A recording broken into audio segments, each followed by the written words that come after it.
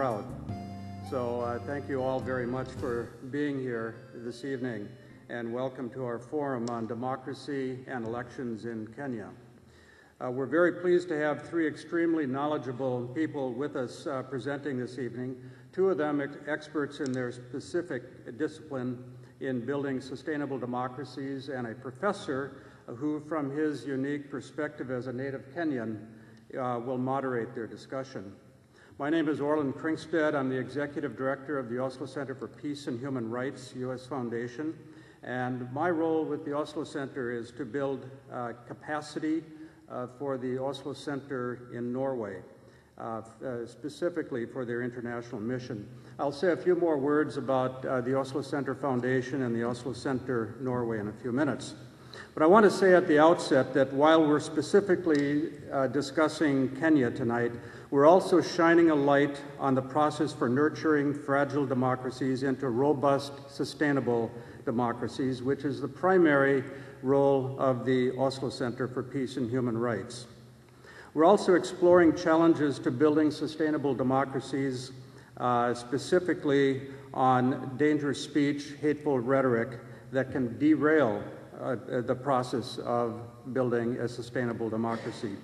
Our second guest, Senior Fellow at the World Policy Institute in New York City, Susan Benesch, will address those issues.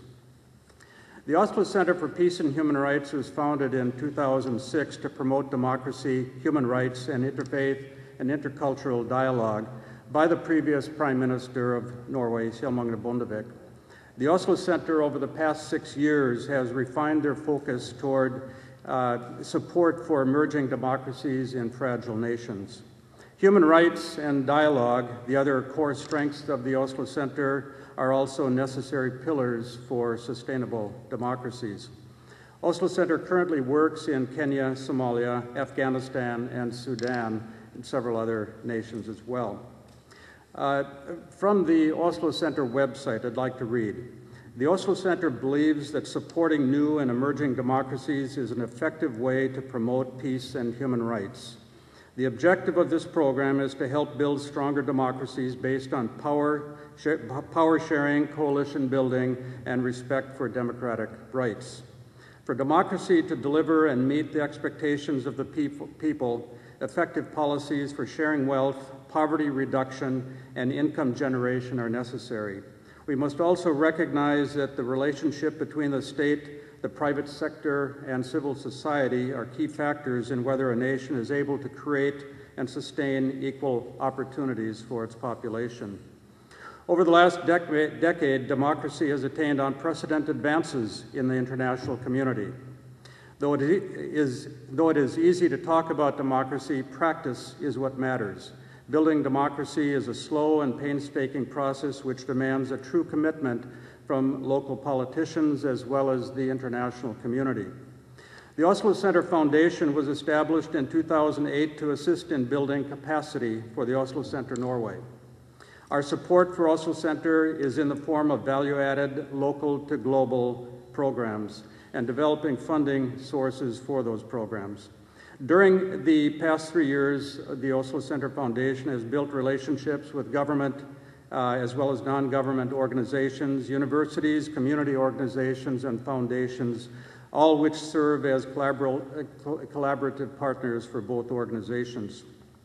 In addition, we've established a trusting rapport with the Somali diaspora in Minnesota and in Norway, which, given the well-established network in the diaspora, has created visibility throughout the Somali diaspora worldwide for our work.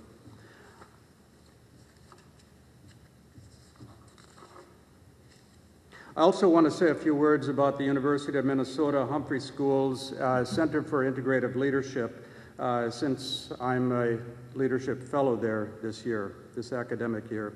The Center for Integrative Leadership's mission is to discover and disseminate transformative knowledge about the nature and practice of leadership across business, government, and civil society sectors to advance the common good.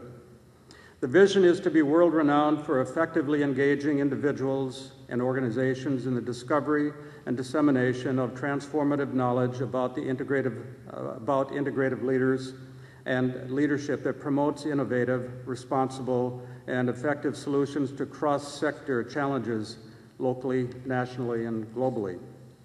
This discussion forum this evening is part of a case study in integrative leadership and an inspiration resulting from the Executive Leadership Fellowship Program at the Center for Integrative Leadership at the U of M.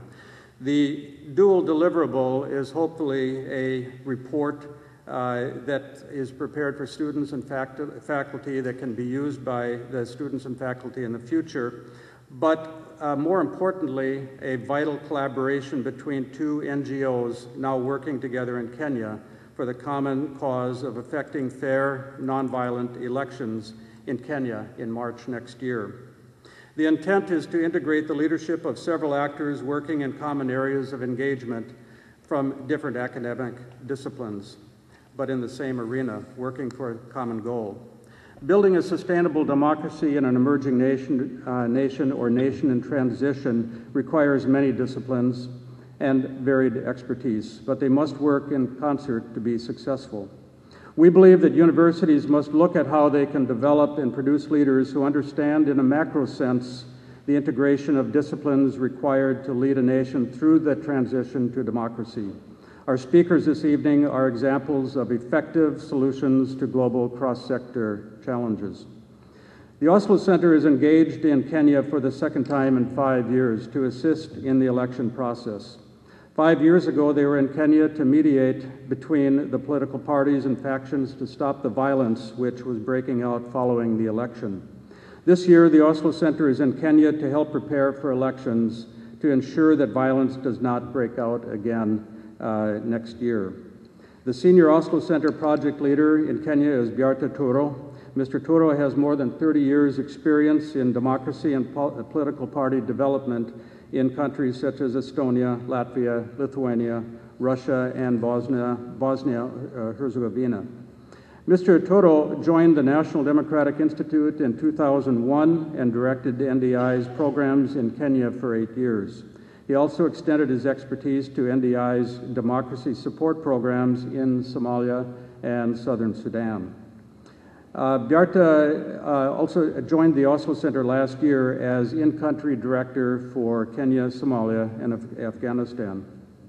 Susan Benish is the project director for World Policy Institute's Dangerous Speech on the Road to Mass Violence project, working to identify speech that is likely to catalyze violence and to find the best policies to limit the force of such speech without curbing freedom of expression.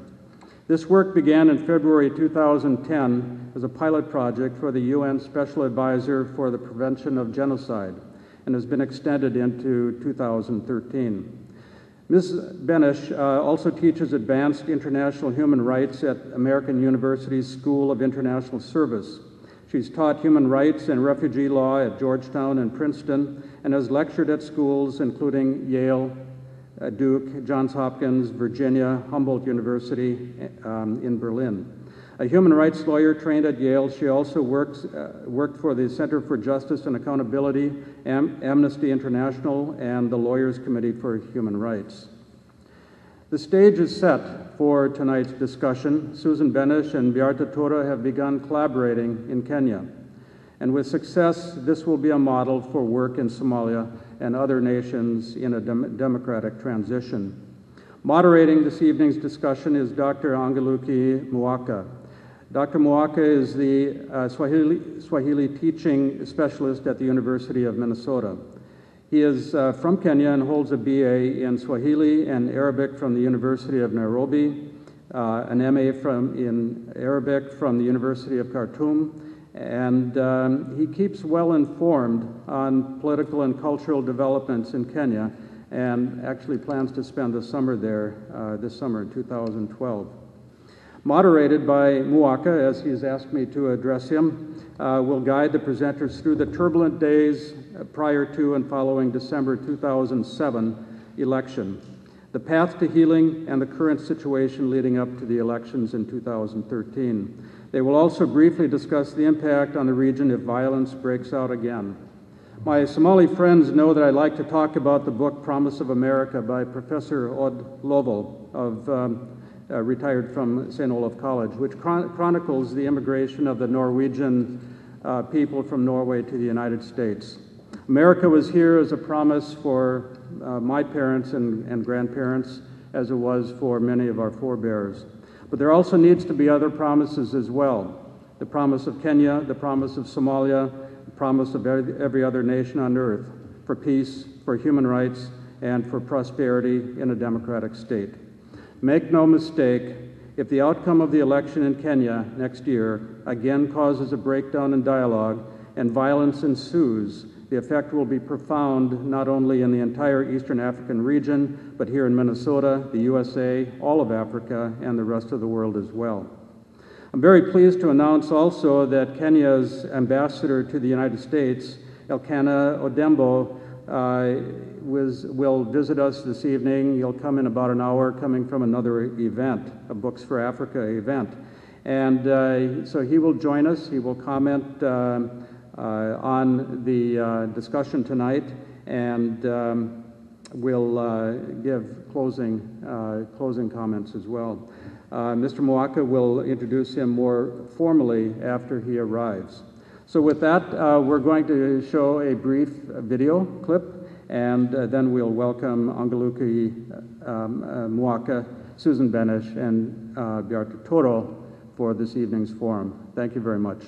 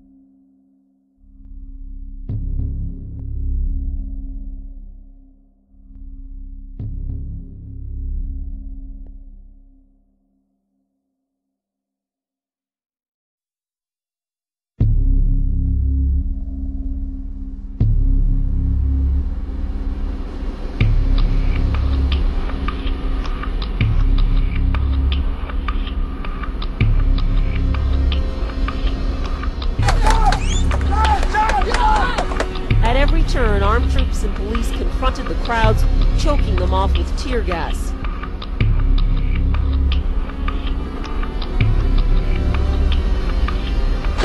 As live rounds filled the air and water cannons pursued them.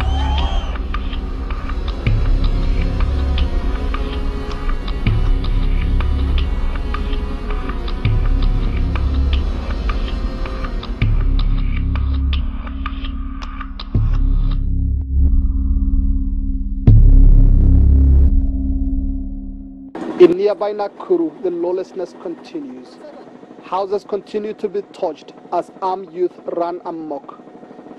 The displaced, frightened and desolate seek protection.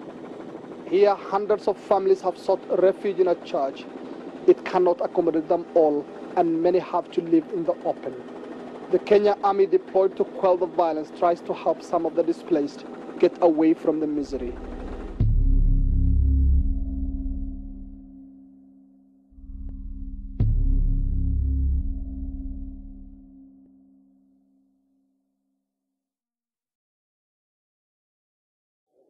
We are confident that the issues can be resolved within a year, and the immediate political issues be resolved, what we are describing as short-term issues, be resolved within 4 weeks.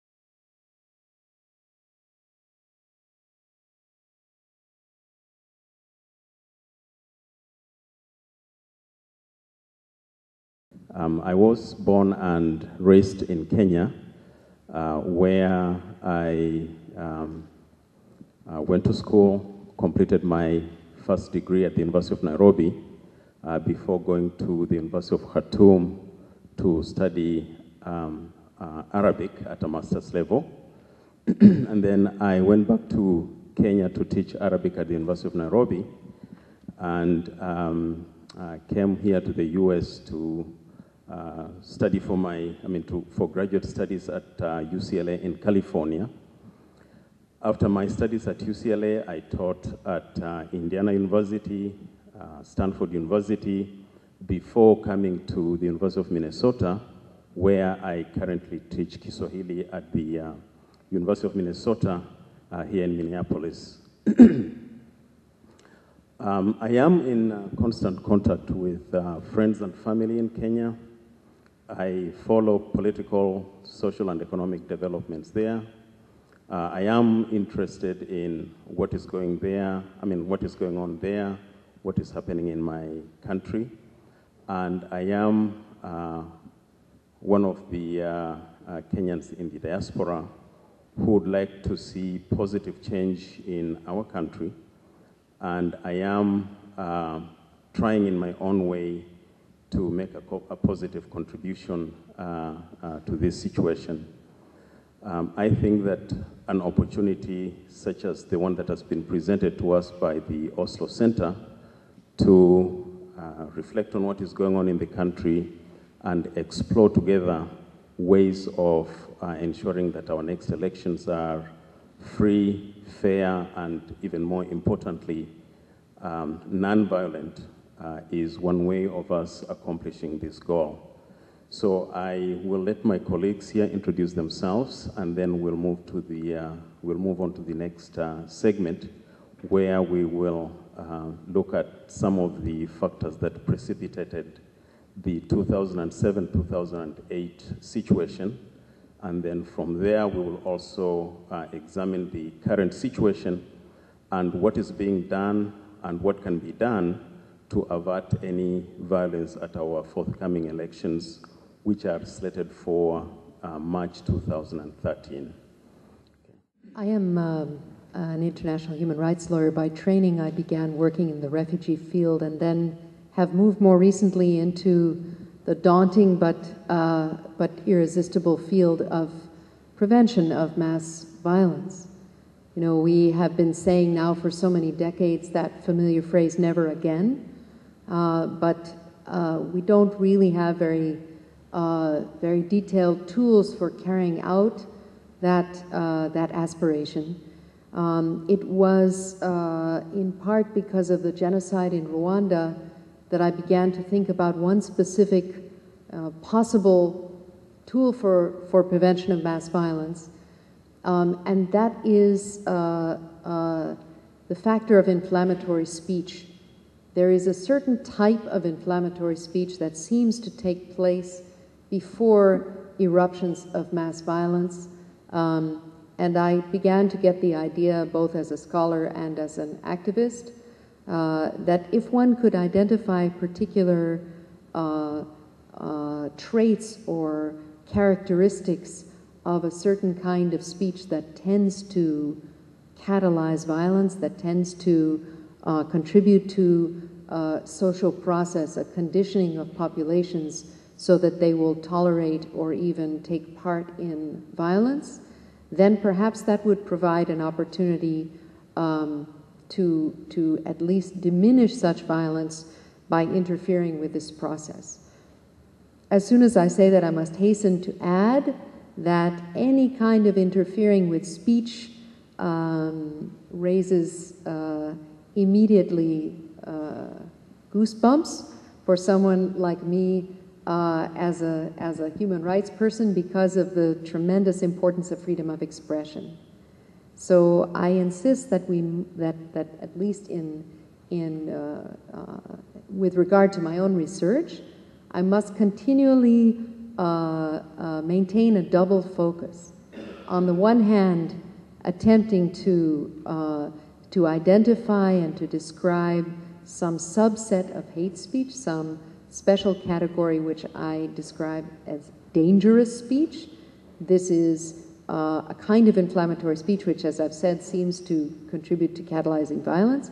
That's one half of this twin focus, and the other half is to vigorously protect freedom of expression. So I have been developing some ideas in this regard over the last 2 years of research, and have come to focus in particular on Kenya for 3 reasons. One is that Kenya has had, unfortunately, quite a bit of historical experience with inflammatory speech. It seems to have been, at least I was about to say, it seems to have been an important catalytic factor in the post-election violence of 2007, 2008.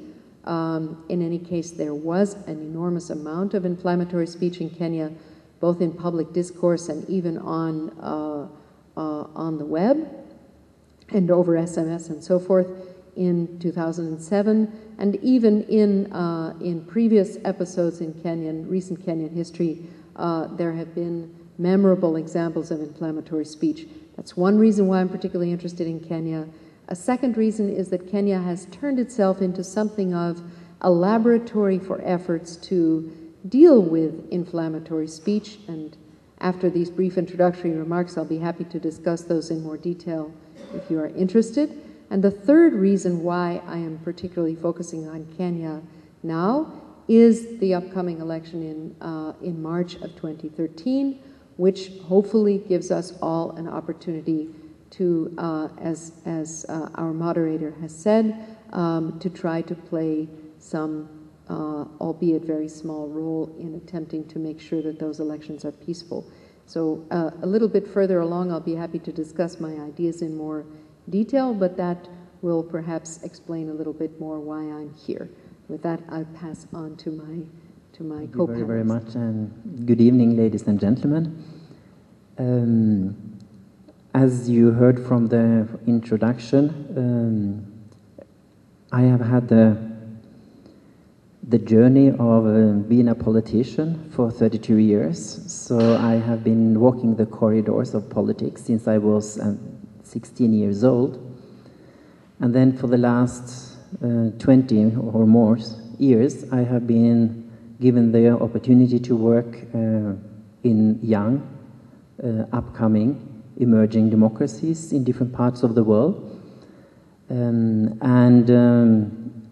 the year 2001, I was invited to come to Kenya and work with the political parties and the political institutions and the political processes in Kenya.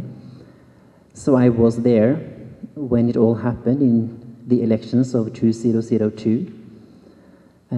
I was there when it all happened in the elections of 2007. And I have also, for the last 3 years, first in the capacity as the director for political parties, the participation and representation program at International IDEA, based in Stockholm. And now for the last 1 year, within the Oslo Center, to continue to be invited to Kenya and work with the political parties, with the representatives in parliament, in the government, as well as working with the Electoral Commission, the IEBC, and also for those of you familiar with the Kenyan context, with the institution of the office of the registrars of the political parties. Working in democracy support for some years now, I firmly believe that the opening of the democratic space is opening up for the diversity of views and perspectives, and opening up for the diversity and the opportunity of competition. But looking at the democracy support for the last decades, the focus have been really on the political competition. And many of you know that international contributions to democracy support often has included or focused on support to electoral commissions or election observations. At the same time, being very surprised when it doesn't really go as hoped for. which brings me to the second leg that I believe is equally important for the strengthening of sustainable democracy, is the space, the mechanisms of political cooperation. That political competition is combined with political cooperation. In other words, focusing too much on the political competition or full-fledged competition in a context of the winner takes it all without mechanisms for political dialogue and political cooperation is in itself something to look further into, and that might also be relevant for Kenya. So when I have been given the privilege to work with and in Kenya for some time now, that to me includes working on the legal framework. The first political party law, some of you know, came in 3 years from now. Then the new constitution, then the new election law, and then the revision of the political party law that actually turned into be the writing of a new political party law that came into be the 1st of November last year. But secondly, also working with the institutions within the legal framework and work with the processes and the mechanisms following from the institutions. Thirdly, working with the implementation, with the enforcement and the sanctions of the legal framework and the institutions performing according to and following the legal framework and the procedures laid down in the context, which all sums up in working with the minds of the actors and the stakeholders, including working with the minds of the politicians. And that is probably a part of what the Oslo Center can add, because we combine the experience we have in democracy support with the mind of a politician, being politicians ourselves for some time. So we are bringing in the perspective of the practitioners, because we have been not only talking the talk, but we have also been walking the walk.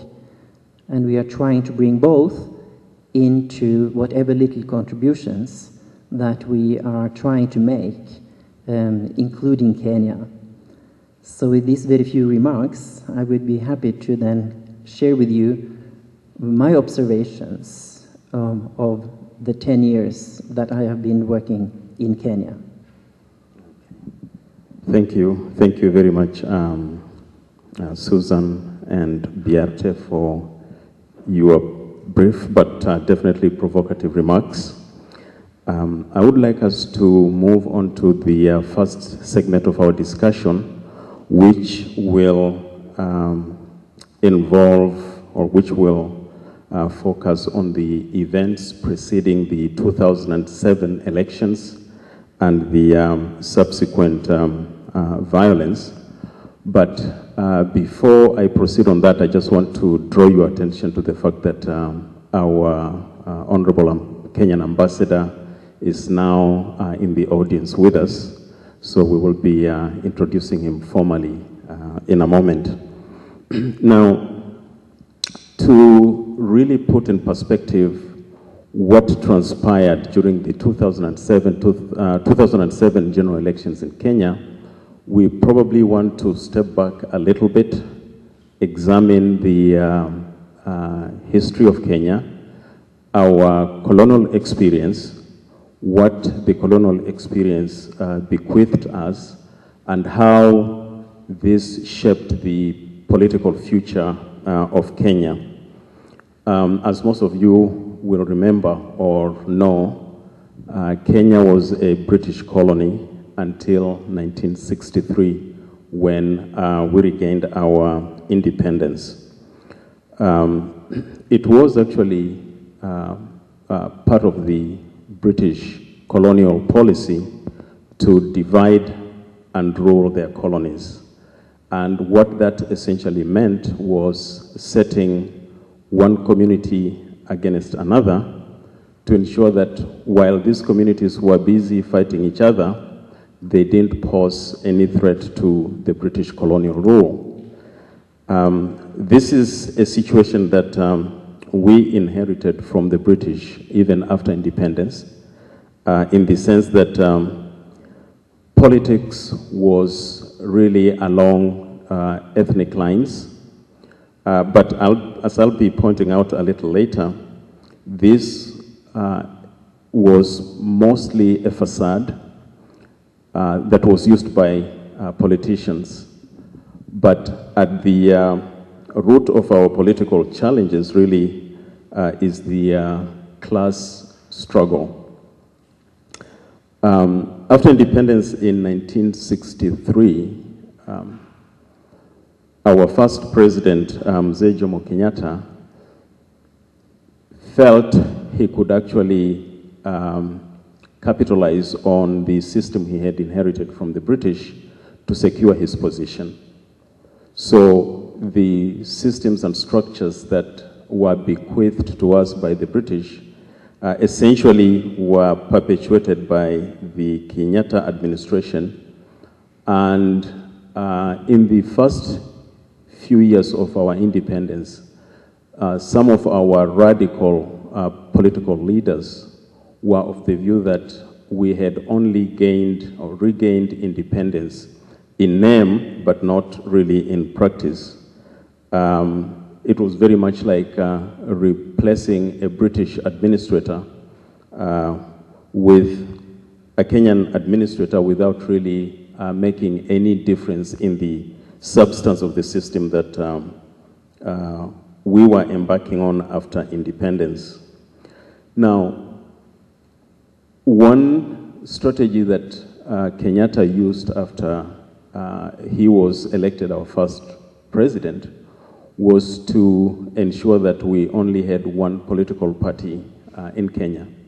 So for a very long time, Kenya was a single party system. What that meant was that there was very little difference between the ruling party, at that time the Kenya African National Union, KANU, and the government.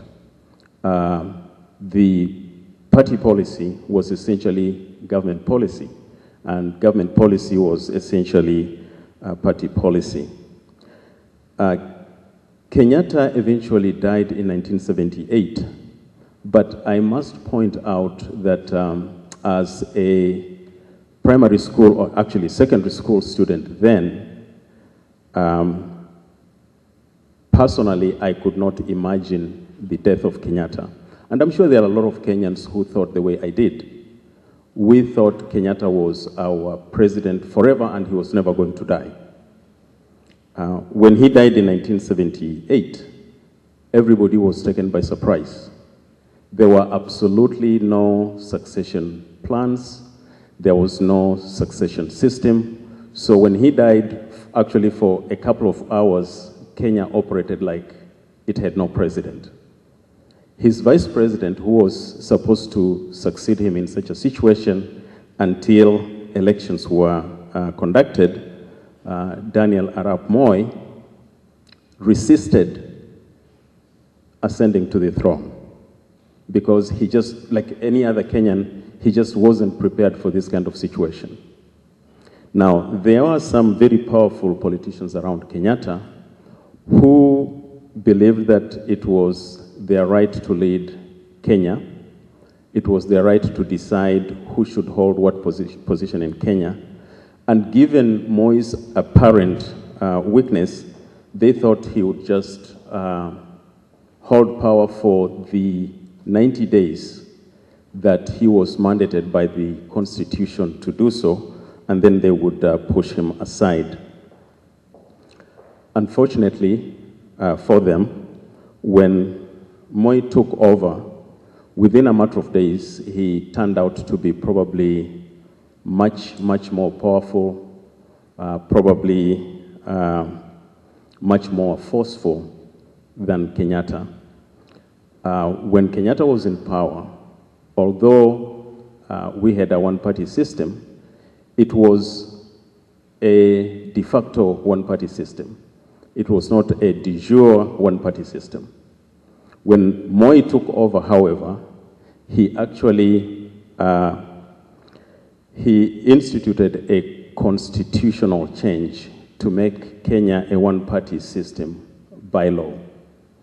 After that, he embarked on a dictatorial system that probably was comparable to that of Mobutu Sese Seko in Zaire.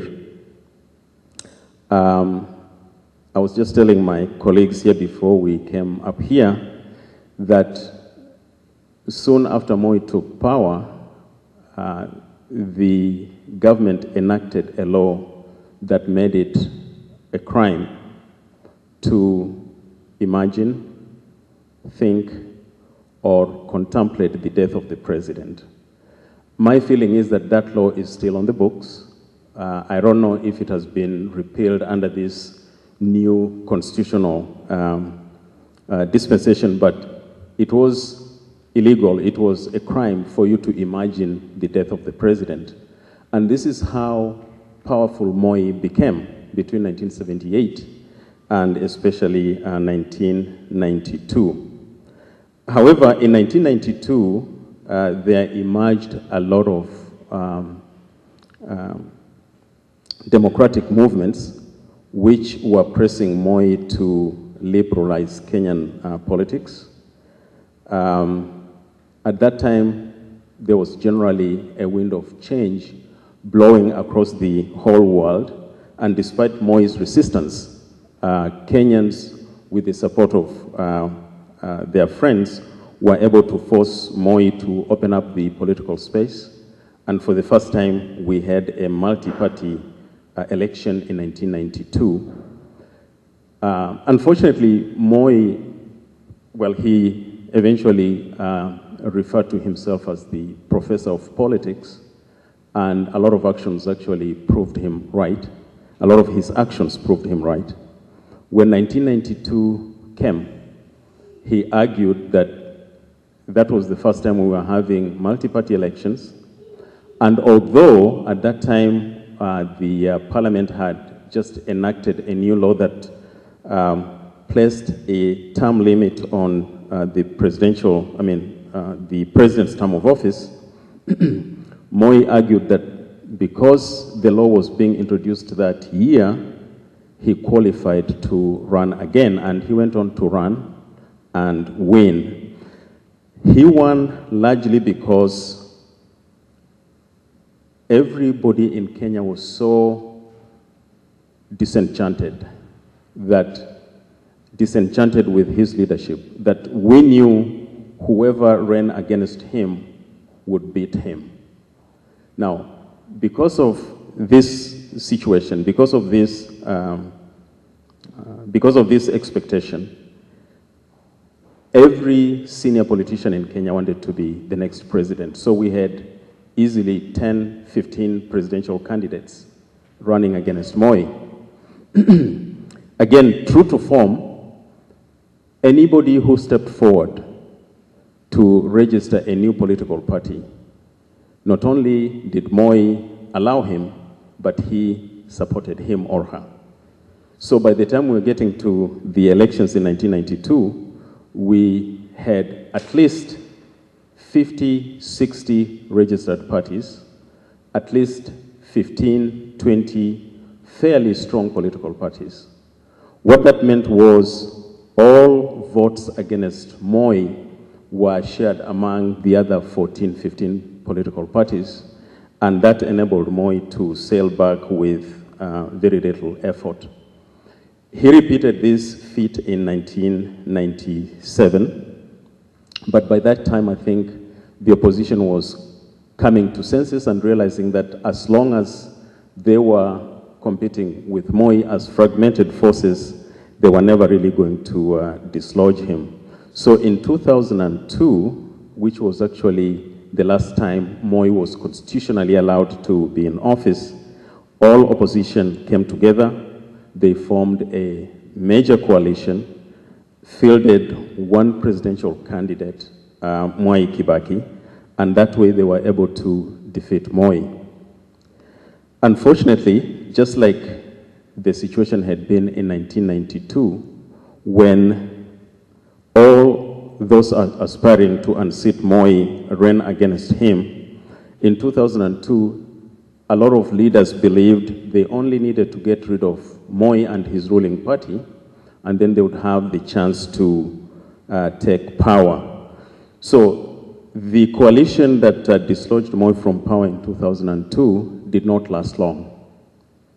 By 2003, the coalition was actually disintegrating, so much so that by 2005, when we had the first draft of our new constitution, members of the coalition were not in agreement.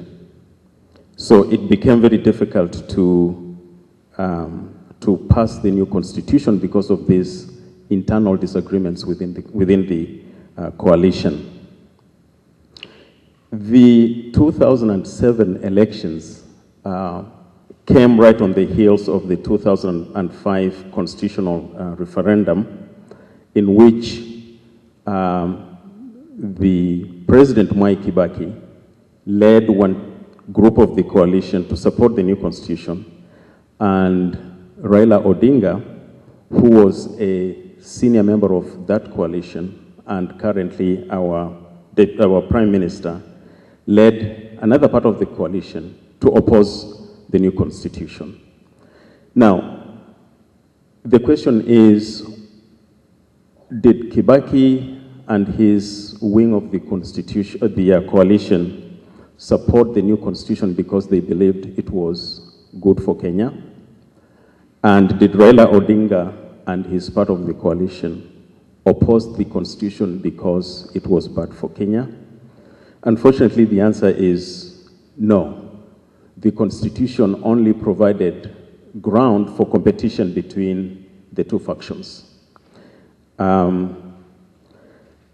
When the constitution was defeated in 2005, Kibaki and Raila kind of came back together and started working on a new draft constitution, but the adoption, the passage of this constitution still remained a challenge, and the 2007 elections came about before the new constitution was enacted. Now, because of this situation, the 2000 elections were actually about reform, and reform was about enacting a new constitution.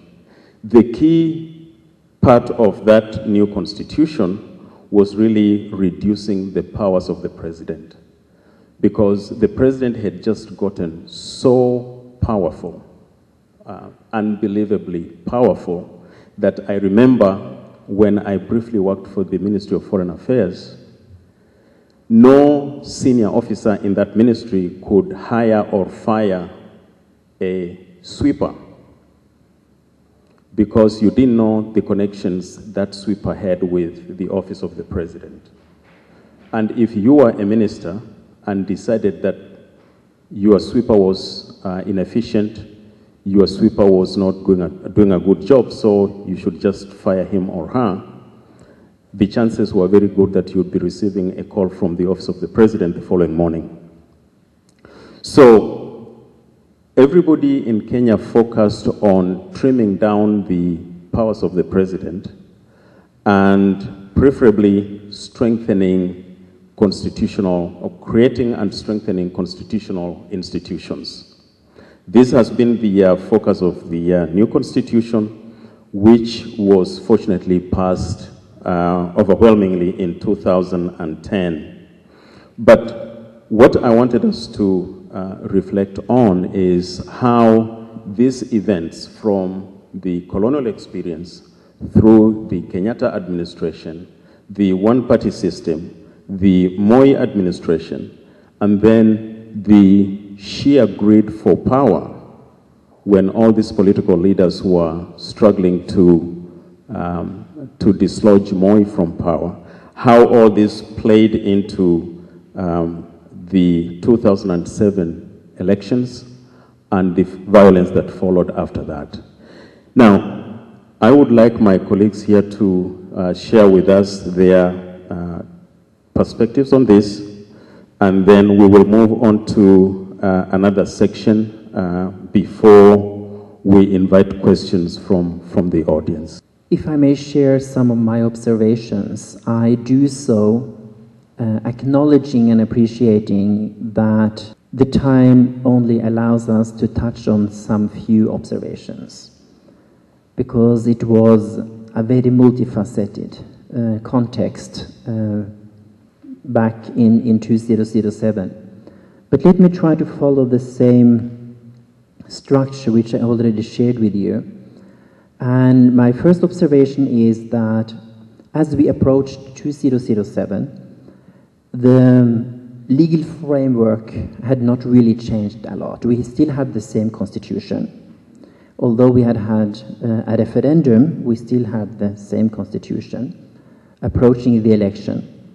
The electoral laws, they were all over the place. You actually had to know at least 6 or 7 different laws in Kenya that touched on the election. The discussion had been for some time to bring them all together in one piece of legislation, but it was still to happen. Yes, we had just got, for the very first time in Kenya, a political party law, but it was very, very young, and the institution of the Office of the Registrar was within the Electoral Commission, and was also very, very young. So we had not really had the time and the opportunity to really come up and walk on the very strong feet. So the legal framework in many ways was the same as in the past. So my second observation is that coming from the referendum, that is where we saw now political alignments and realignments taking shape. And 2007 was a very, very busy year for the politicians and political groups to come together and to try to find each other. And in the early weeks and months of 2007, the Orange movement worked very, very hard to really come up with the Orange Democratic Movement, the party, ODM. They had quite a lot of consultations in the first few months, but in the end of the day, as we approached mid-2007, they broke. And they broke into the ODM and into the ODM Kenya. So then ODM from around early August and ODM Kenya had again to go back slightly to the drawing board to reorganize themselves from these new developments. So both ODM and ODM Kenya had only 5 to 6 months to really organize themselves. And on the other side of the political divide, the other parties then saw what was happening and identified the need to also come together. And that is how the PNU was born in October, which is only 2 months before the election. And the PNU was actually a party being a coalition of at least 10, could be as many as 13, 14 political parties and groups. So PNU in itself was a party with only one member. His Excellency President Kibaki. He was the only member of that party. The other members were parties. So it was a party of parties. And they had only a month or 1.5 to try to organize and put their house in order as we approached the election. So in a way you can say it was very last minute alignments and realignments of the political parties and groups in Kenya. And because of these splits and because of these last minutes, you also saw the polarization coming up. The split in ODM, the split between ODM and ODM Kenya, also created quite some polarization. So you could already then sense that there was something building up. Then let me move for a second to the institutions. In addition to the political parties being slightly what I would like to call quite weak institutions because of the realignments, we also had the ECK. The ECK, the Electoral Commission of Kenya, as you remember, they were praised for a job well done in 2002. At the same time, new commissioners was appointed just before the 2007 election, and including the deputy chair of the Electoral Commission was replaced just before the election in 2007. And not only that, it was done with very little or none consultation among the stakeholders, which was not, that was claimed according to agreements going back to 1997. So it was, they were appointed more unilaterally. And in the meantime, the chair of the Electoral Commission, Mr. Samuel Kiwitu, as some of you might know, he was sick. So he was not really there to lead the Electoral Commission in the very crucial weeks and months before the election itself.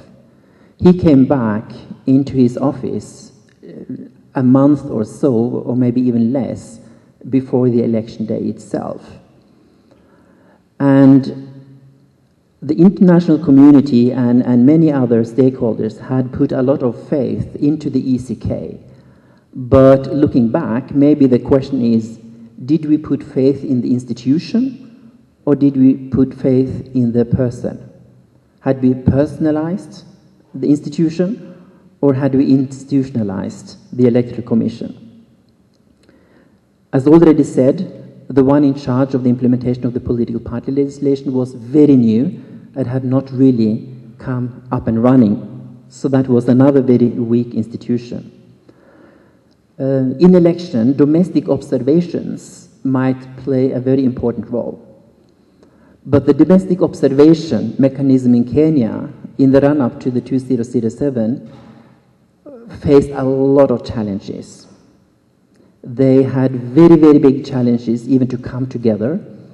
And I think it is a part of the picture that the report from the domestic observation in Kenya in December 2007 was presented, I guess, something like September or August the year after.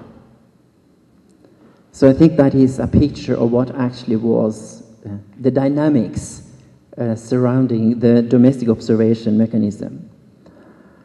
The party agents, poll watchers, is another institutional mechanism that might be important. And we were involved in the training of the party agent poll watchers. But ladies and gentlemen, that capacity building or training was only kicking off 1.5 weeks or 2 weeks before the election itself.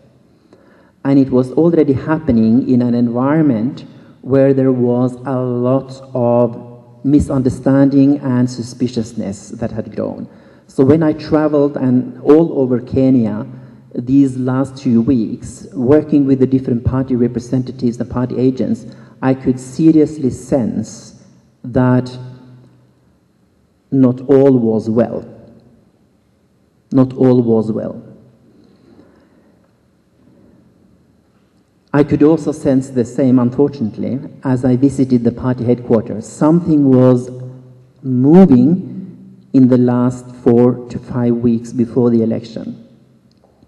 I could sense it in the way they communicated with me. I could sense it in the way they looked at me, their body language. I had met with them and worked with them now for already 6 years, so we knew each other. And I could read that something was not well. What we tried to do was, at an early stage, because we were sensing something, we tried to put in place what we identified as inter-party committees in certain parts of the country, where we actually brought the different political parties together to discuss the political context, to discuss the electoral context, to try to jointly take responsibility and avoid pre-election conflict and violence. And interesting observation is that even as the tension was rising and the training of the party agent poll watchers was very difficult, it was still possible to bring the political parties together under the inter-party committee mechanism. So they were kind of the only mechanism where all the parties could still come and sit together and discuss and have a dialogue, which was extremely crucial to keep it going, because they played a very interesting role that has never been even looked into in the immediate aftermath of what happened after the announcement of the election result.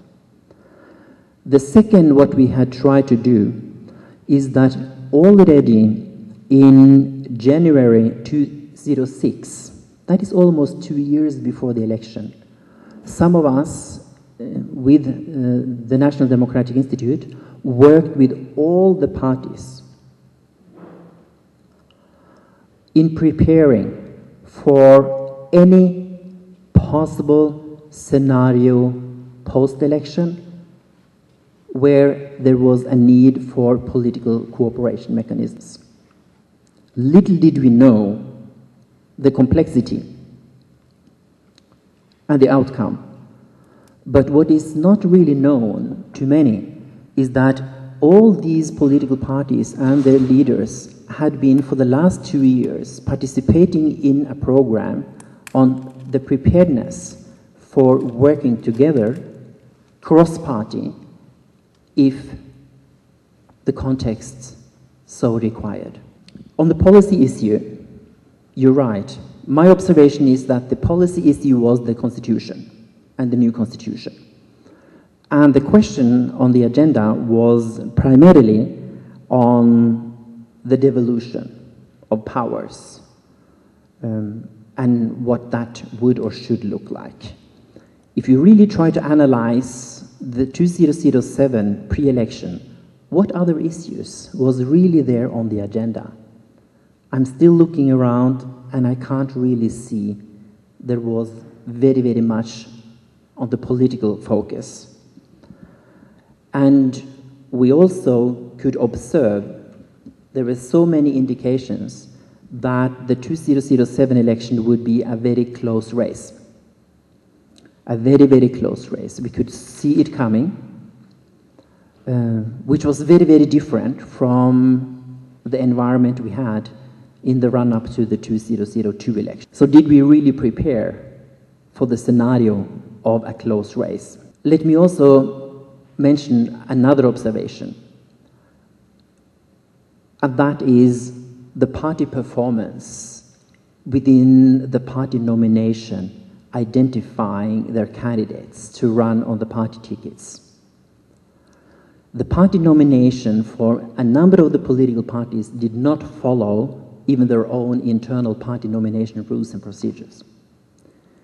The party nomination exercise was very, very interesting in a number of the political parties, creating a lot of internal party tension. So there was already built up a lot of internal tensions within the different political parties. Quite a number of individuals jumping to other parties, creating another layer of tensions because they were very unhappy with the nomination procedures and exercise within their own party. So there was a lot of very, very last minutes jumping from one party to another, which again means that we had quite a lot of candidates that had very, very little kind of relationship to the new party, very, very little kind of commitment or loyalty to the new party, and maybe quite a number of them, they were actually just there to use it as the ticket to the parliament or wherever they would like to go, and that was the end of the story. So again, personalizing the whole exercise, at the same time building the tension even from within the political parties. So there were already a lot of malpractices, maybe even that is a word that we could discuss, going on. And that is why even some of the reports is saying that if you combine all this with what happened on the election day itself, there were irregularities both here and there and left, right and center. So it was very complex. And when I was sitting where I was sitting on a shamba somewhere in Kenya during the tallying, the way the tallying was coming out in itself was building up to a situation that some would even say whichever result had been announced,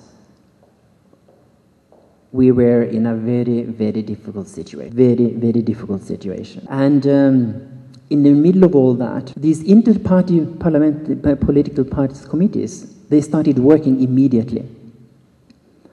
So if you start analyzing what happened at the coast, look at what happened at the coast from the inter-party committees' work and how they brought politicians from different parties to the coast very, very immediate after what was happening, even when it was going on. That as one example. So there is something here for further studies, I guess. And then, of course, we had the whole process and the design of the Grand Coalition in the immediate aftermath. But let me just remind you that the Grand Coalition that was signed on the 28th of February in 2008 was building on another coalition that had been signed the first week of January.